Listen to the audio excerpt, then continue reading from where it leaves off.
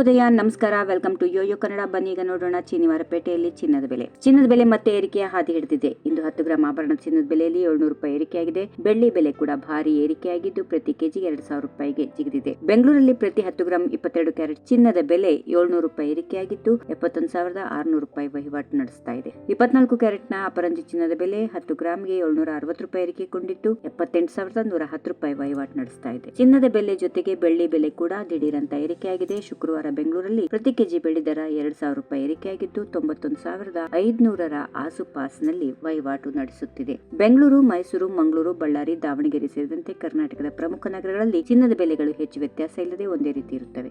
ಇದರಲ್ಲಿ ಆದರೆ GST, cess ಮತ್ತು ಇತರ ತೆರಿಗೆ ವೆಚ್ಚಗಳನ್ನು ಸೇರಿಸಿಲ್ಲ. ತೆರಿಗೆ ಮತ್ತು ಮೇಕಿಂಗ್ ಶುಲ್ಕ ಸೇರಿಸಿದರೆ ಚಿನ್ನದ ಬೆಲೆಯಲ್ಲಿ ವ್ಯತ್ಯಾಸ ಇರುತ್ತದೆ. ಇರಾನ್, ಇಸ್ರಾಯೇಲ್ ಮತ್ತು ರಷ್ಯಾ ಹಾಗೂ ಯುಕ್ರೇನ್ ನಡುವೆ ಸಂಘರ್ಷ ತೀವ್ರಗೊಳ್ಳುವ ಸಾಧ್ಯತೆ ಇದೆ ಎನ್ನುವ ಸುದ್ದಿಯೊಂದಿಗೆ ಚಿನ್ನದ ಬೆಲೆ ಮತ್ತೆ ಏರಿಕೆ ಆಗಬಹುದು ಎಂದು ಮಾರುಕಟ್ಟೆ ತಜ್ಞರು ಭವಿಷ್ಯ ನುಡಿದಿದ್ದಾರೆ.